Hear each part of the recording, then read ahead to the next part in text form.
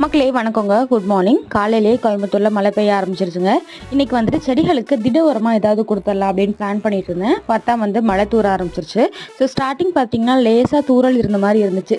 இந்த தூறல் தானே அப்படின்னு சொல்லிட்டு கொடை பிடிச்சிட்டே மேலே போய் பார்த்துடலாம் செடிகள்லாம் என்ன நிலமையில இருக்குது அப்படின்னு மேலே போய் ஒரு 2 நிமிஷம் கூட இல்லை, நல்லா சடன்னு மழை பெய்ய ஆரம்பிச்சிருச்சு. ஸோ மழை வந்துச்சு அப்படின்னா செடிகளுக்கு அவ்வளோ கொண்டாட்டங்க.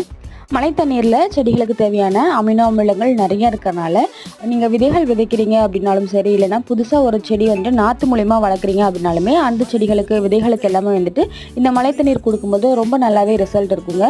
அதே மாதிரி பூச்செடிகளாக இருக்கட்டும், காய்ச்செடிகள் ரொம்ப நாளாக அப்படியே இருக்குது, எந்த ஒரு அசைவுமே இல்லாமல் இருக்குது அப்படின்னா கூட மழை தண்ணீர் பட்டுச்சு அப்படின்னா அதோட மேஜிக் கண்டிப்பாக நம்மளால் பார்க்க முடியும்.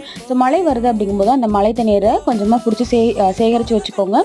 விதைகள் நம்ம புதுசாக விதைக்கும் போதும் சரி, இல்லைனா வளராத செடியை வளர வைக்கிறதுக்குமே இந்த மழை தண்ணீர் ரொம்பவே ஹெல்ப்ஃபுல்லாக இருக்குங்க. Happy garden.